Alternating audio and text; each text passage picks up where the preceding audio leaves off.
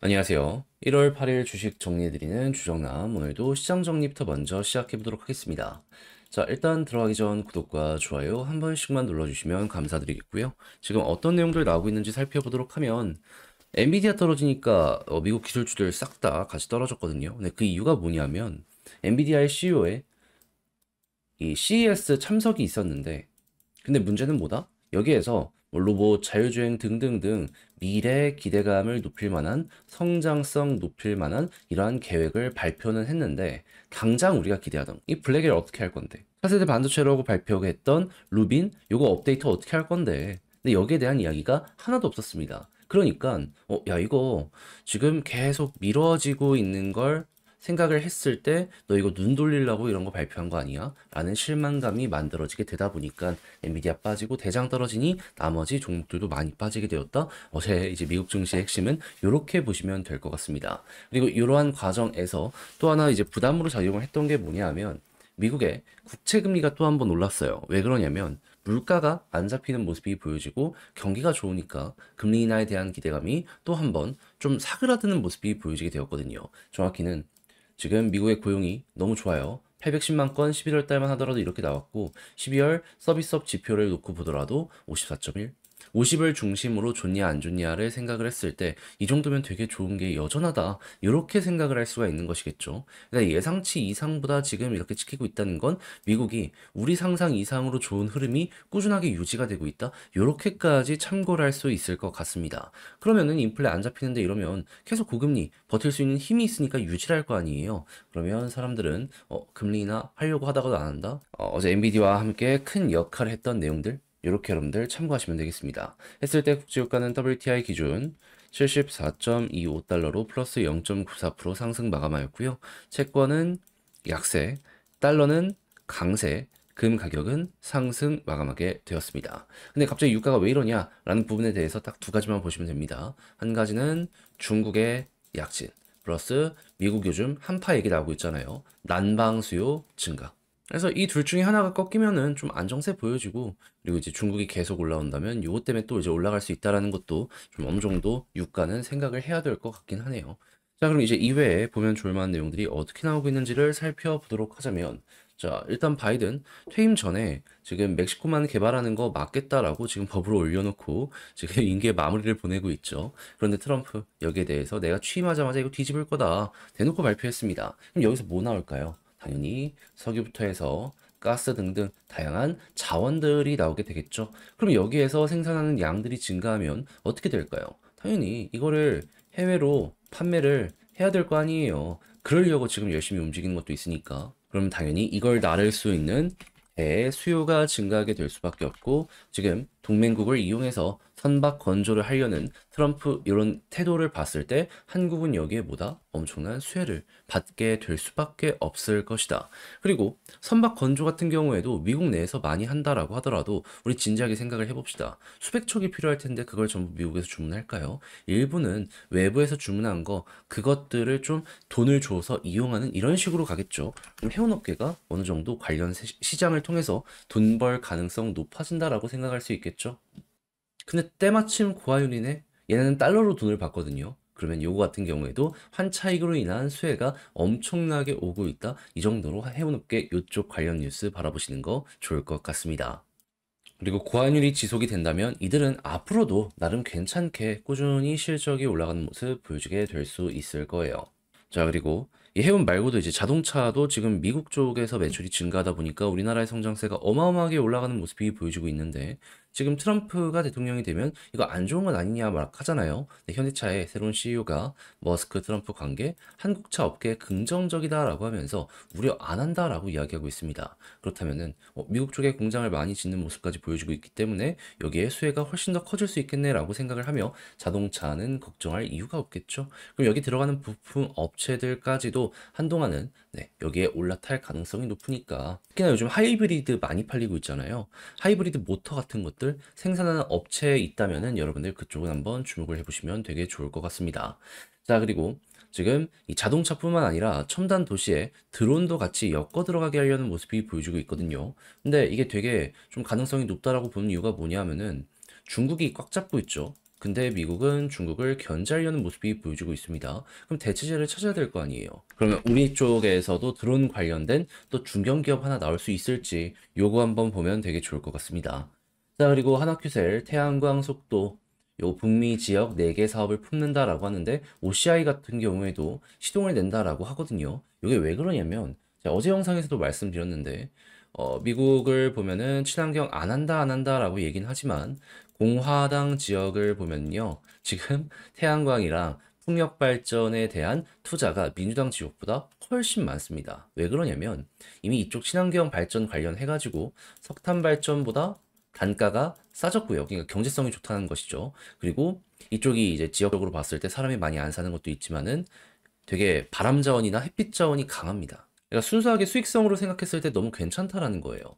그러면 야 이거 트럼프가 돼가지고 여기에 대해서 좀 프레셔를 준다라고 하더라도 공화당 쪽에서 이렇게 돈 되기 때문에 투자를 많이 하는 모습이 보여지게 된다면 자연스럽게 따라가는 모습이 보여지게 되지 않을까 생각할 수 있지 않겠습니까? 하다 보니까 지금 중국은 물론이거니와 동남아 지역까지 미국으로 수출하는 거 요거 막겠다라는 모습이 보여지고 있기 때문에 네.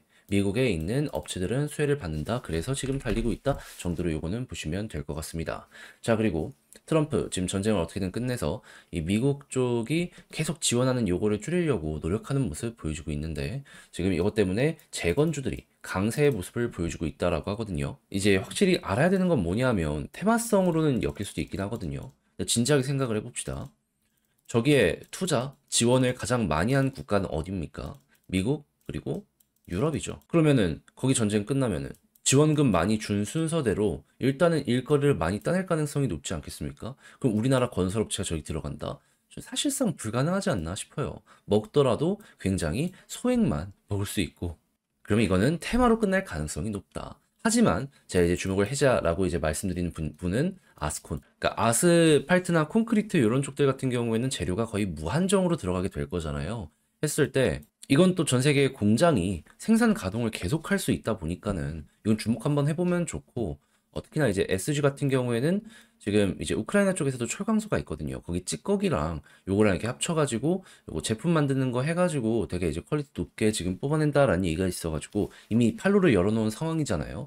요 니즈를 좀 충족시켜주는 식으로 해가지고 실제로 매출이 나올 수 있는 쪽 위주로 해가지고 요거는 바라보는 게 어떤가. 그래서 죽는 종목과 살아나는 종목이 극명하게 갈리게 되는 순간이 있을 것이기 때문에 저쪽 테마 같은 경우에는 여러분들 알아보시고 한번 해보시면 좋을 것 같습니다. 자, 그리고 지금 디램 같은 경우에는 첨단은 너무 좋은데 범용 반도체는 그냥 치킨 게임 들어갔습니다. 한국이 과연 이걸 이길 수 있는지를 지켜보면 좋을 것 같은데 결과가 나오기 전까진 뭐다? 수익성이 나빠지게 될 수밖에 없기 때문에 한동안 이쪽은 되게 조심해서 봐야 될 필요가 있다. 자, 이렇게 말씀드리며 오늘의 시장 정리 한번 싹 해봤는데 어떻게 여러분들께 도움이 되었을지 모르겠습니다. 잘 보셨으면 좋겠고요. 지금 말씀드린 내용은 장 시작하기 전 텔레그램 공부방을 통해서 올려드리고 있으니 같이 한번 보고 싶다라고 생각을 하시는 분들, 이외에도 공부하는 내용들 이런 거 한번 참고해보고 싶다라고 생각하시는 분들은 영상 소개란에 있는 텔레그램 링크를 클릭하시고 입장을 하셔서 내용 확인해 보시면 좋을 것 같습니다. 자, 그러면 개별 종목 살펴보도록 할게요. 안녕하세요. 제가 이번에 가지고 온 종목은 두산 에너빌리티를 가지고 왔습니다. 일단 가격적으로 오늘 조정이 좀 나왔죠. 이유가 있는 하락이긴 했습니다. 하지만 그렇게까지 저는 치명적이지 않는다라고 생각을 하는데 일단 우리 구독자 여러분들이 보면 좋을 게 뭐가 있는지 살펴보도록 할 테니까 일단 들어가기 전 구독 그리고 좋아요 한 번씩만 꼭 눌러주시면 정말 감사드리겠습니다.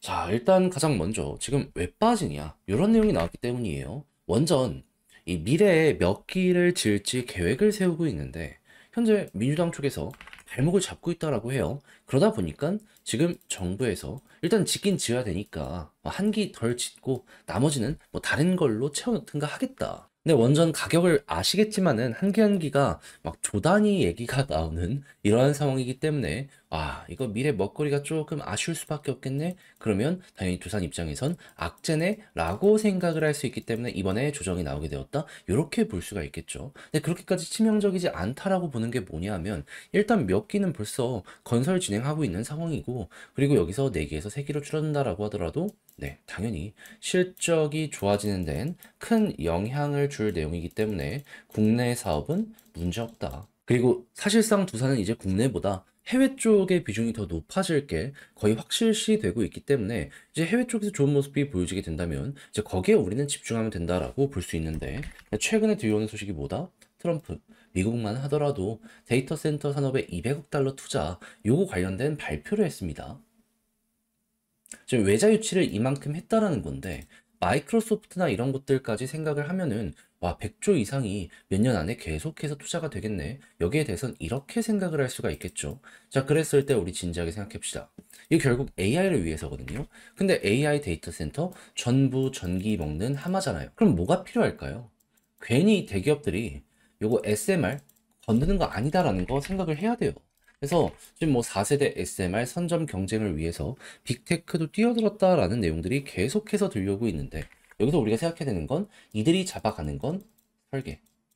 그럼 어디선간 제조를 해줘야 되는데 당장 미국에서 이 원전에 대한 제조 능력이 있느냐? 아니다.